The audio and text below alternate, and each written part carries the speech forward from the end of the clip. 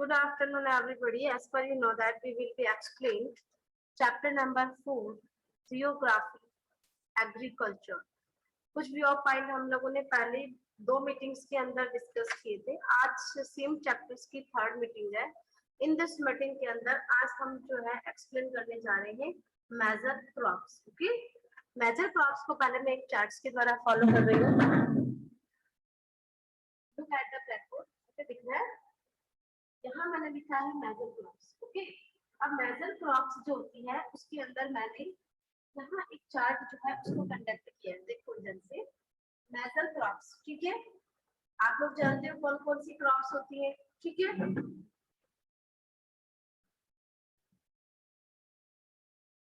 Major crops के अंदर मैंने बताया राइस, सभी जानते हो राइस चावल होता है. व्हीट, माइलेट्स, मैज, कॉटन, जूट, टी, कॉफी. ये जो हमारे मैंने यहाँ पर जो चार्ट आप लोगों को कंडक्ट करके दिखाया है, ये हमारे यहाँ की क्या है, मुख्य फसलें हैं. ठीक है, जिसको हम अपने डेली यूजेस की जो फीडिंग हैबिट जो होती है उसके अंदर जो है हम लोग इसको खाते हैं. और ये मेजर क्रॉप्स जो है उनको किस प्रकार का एनवायरनमेंट चाहिए, कैसा टेम्परेचर हमको इसके लिए चाहिए, ये सारी चीजें जो है आज हम लोग जो है यहाँ एक्सप्लेन करेंगे. सबसे पहले जो राइस है, राइस जो होता है इसके लिए हमें बहुत अधिक इरिगेशन यानी जो वाटर लेवल जो होता है इसकी काफी आवश्यकता होती है. तो सबसे पहले इन दिस सीरीज के अंदर हम लोग जो है इस राइस की डिटेल को पढ़ेंगे. तो सबसे पहले जो मेजर क्रॉप्स होती है उसमें एक लार्ज वैरायटी ऑफ फ्रूट्स, यानी जो हमारी फसलें होती है ना उसके अंदर बहुत सारी ऐसी वैरायटीज होती है जो हमें रिक्वायरमेंट होती है, जो ग्रोइंग जो पॉपुलेशन होती है जिनको अपने भोजन के लिए इस प्रकार की फसलों की आवश्यकता होती है. Crops are also supply raw material, okay, for agro based industries. Major food crops are wheat, rice, maize, millets, jute, cotton, fibre. ये हमारे यहाँ की जो स्पेशल जो मेजर क्रॉप्स है वो है. अब राइस जो होती है आप लोगों का जो डेली जो ईटिंग प्लान होता है, जो ईटिंग हैबिट प्लान जो होता है उसमें राइस आप मोस्टली 2 या 3 डेज या डेली आपकी जो फूड प्लेट्स होती है, आपका जो ईटिंग जो आपकी जो डाइनिंग टेबल्स होती है उस पर डेफिनेट आता है. तो राइस चावल आपके लिए अनइंट्रोड्यूस्ड थिंग्स नहीं. तो चावल जो है ये एक मेजर फूड क्रॉप्स है ऑफ द वर्ल्ड. पूरे वर्ल्ड के अंदर राइस जो है ये एक मेजर फूड है. It is the staple diet of the tropical and सब ट्रॉपिकल रीजन, यानी जो ट्रॉपिकल और सब ट्रॉपिकल रीजन जो है उसके अंदर ये स्टेपल फूड यानी डेली रोजमर्रा का जो भोजन होता है उसके रूप में काम में लिया जाता है. राइस जो है वो नीड्स हाई ह्यूमिडिटीज, यानी जो नमी वाला जो मौसम होता है जो अभी चल रहा है वर्तमान के अंदर, इसको हाई ह्यूमिडिटी की आवश्यकता होती है. और उसके साथ में हाई टेम्परेचर भी चाहिए होता है और उसके साथ बहुत ज्यादा हाई रेनफॉल की आवश्यकता होती है. जब इसके प्लांटेशन को किया जाता है तो उसको 15 से 20 दिन तक उसको पूरा जो लेवल होता है उसका वो पानी से ओवरफ्लो होता है, तब जाकर के ये जो फसल होती है वो अपने आप को प्रिपेयर करती है. It grow best in water, यानी सबसे अधिक जो है ये पानी के अंदर, ज्यादा पानी के अंदर उगती है. साथ ही साथ इसे एलुवियल सॉइल और क्लेयर सॉइल जो है इसकी आवश्यकता होती है. China and India are the largest producer of rice, यानी सबसे संसार पूरा जो वर्ल्ड है हमारा उसमें सबसे ज्यादा जो चावल है वो भारत और चाइना इन दोनों जगहों पर होता है. In West Bengal and Bangladesh where the favorable climatical conditions are present, 2 or 3 crops are grown in a year. उसके अलावा कुछ जगह है जिसमें बांग्लादेश जो है, वेस्ट बंगाल और बांग्लादेश, वहां का एक ऐसा एनवायरनमेंट होता है, वहां की ऐसी क्लाइमेटिक कंडीशंस होती है जिसकी वजह से वो जो है 1 से 2 या 2 से अधिक जो फसल है वो 1 साल के अंदर ग्रो करते हैं. फिर आता है आपका व्हीट. व्हीट से हम सब इंट्रोड्यूस है क्योंकि हम डेली जिस चीज की चपातीज बनाकर खाते हैं वो व्हीट होता है, जिसको हम गेहूं कहते हैं.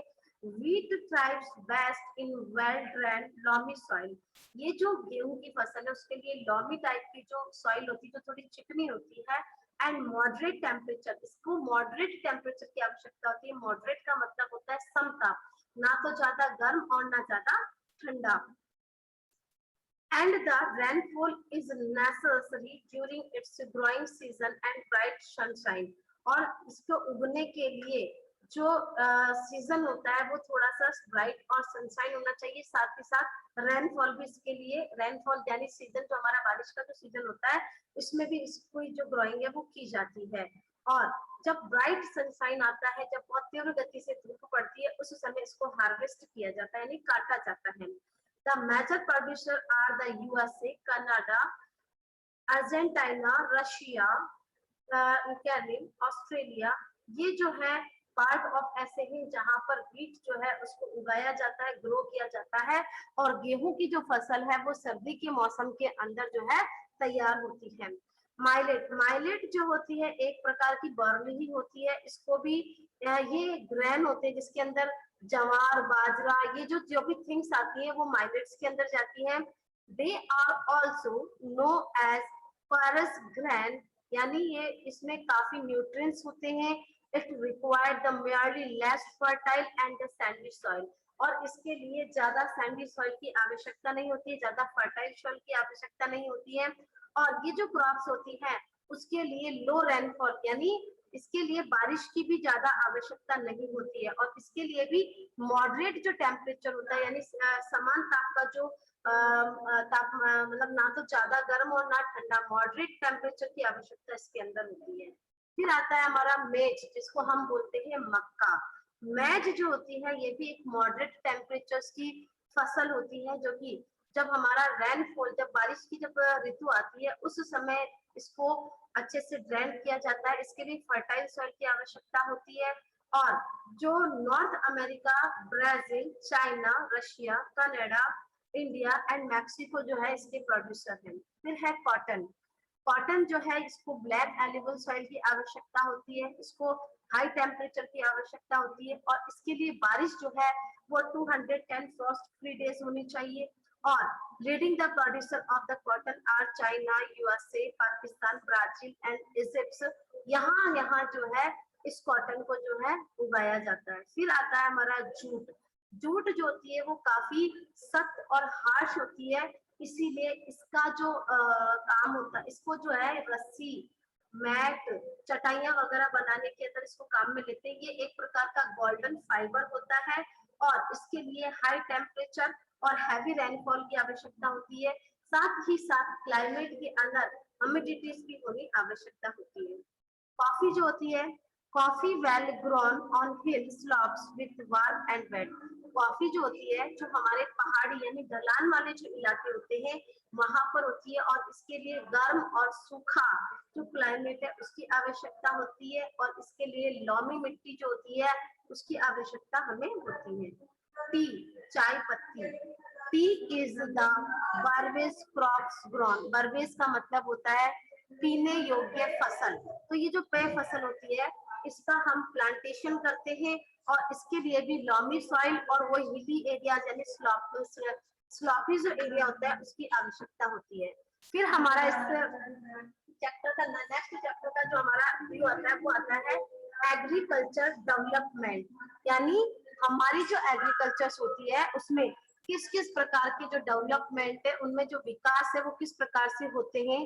तो it refers to efforts made to increase farm production in order to meet the growing demand and increasing and population। जैसे जैसे हमारी पॉपुलेशन इंक्रीज हो रही है वैसे वैसे इसकी डिमांडिंग जो है वो भी बढ़ती जा रही है। It can be achieved through different ways, और इसको अचीव करने के लिए अलग अलग जो वेज हैं उनको पुट किया जाता है। सच the increase the crop area, ताकि ये जो एरियाज है जिसके अंदर ये क्रॉप्स आदि उग रही हैं उनको और अधिक प्रोडक्शन को बढ़ाया जा सके।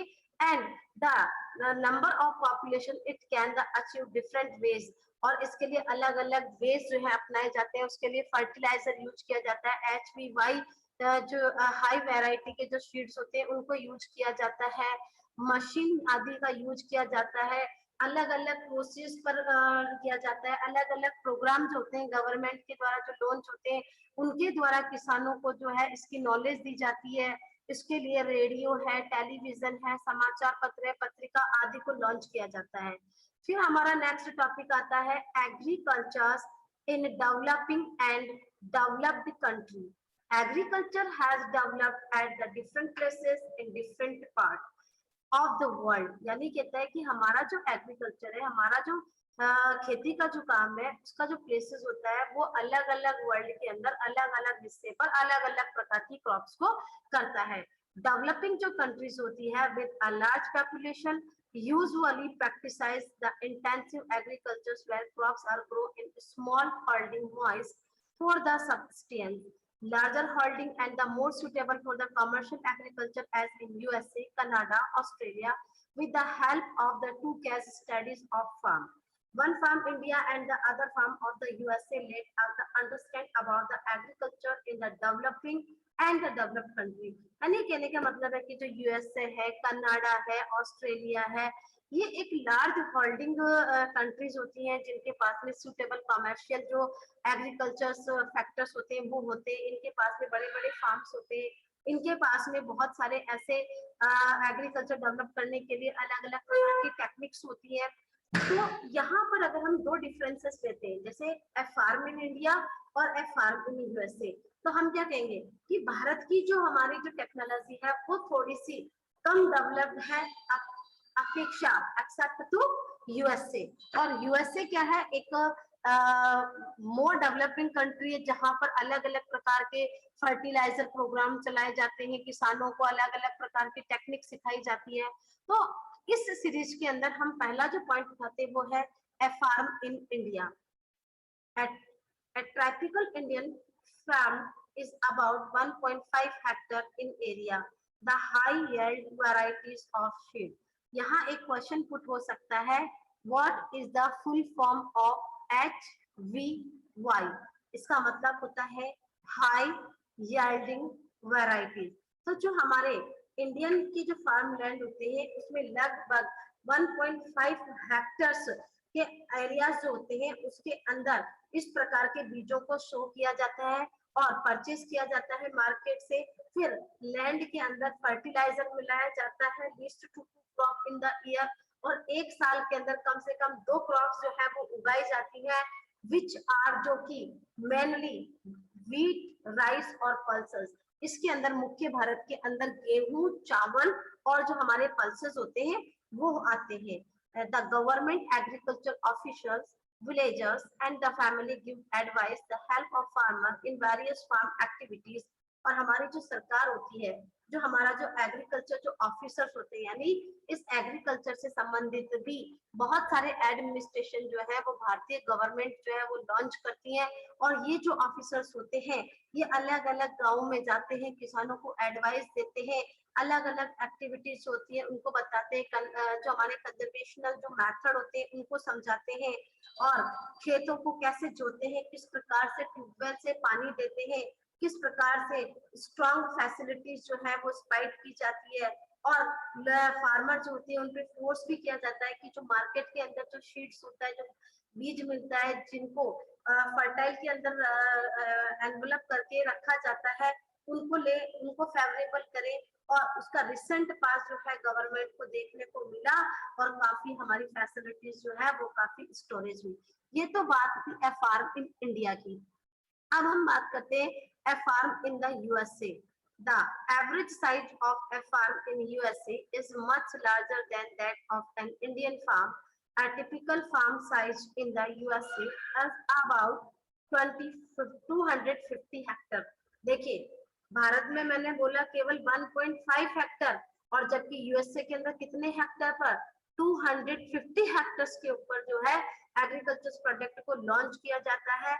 एडिक्वेट मेजर यानी पर्याप्त रूप से इसको मेजर किया जाता है, कंट्रोल किया जाता है। क्लेमेज द क्रॉप्स यानी जितनी भी हमारी जो फसल होती है अगर वो डैमेज होती है तो उसको क्लेम किया जाता है। Farmer send time to time soil sample to the soil testing laboratory to check whether the nutrients are the sufficient or not।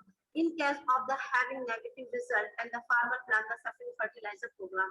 इस प्रकार किसानों के लिए अलग अलग फर्टिलाइजर प्रोग्राम चलाए जाते हैं for the proper sprinkling of the chemical fertiliser and the जो भी हमारे प्रैक्टिसाइज होती है फार्मर की जो कंप्यूटर्स की अलग अलग कंप्यूटर प्रोग्राम चला करके उनको बताया जाता है। यूएस से वर्कर्स जो होते हैं बिजनेसमैन जो होते हैं वो कैलकुलेशन करते हैं और जनरली वर्क जो होता है उसको प्रेजेंट करते हैं। ये था आज आपका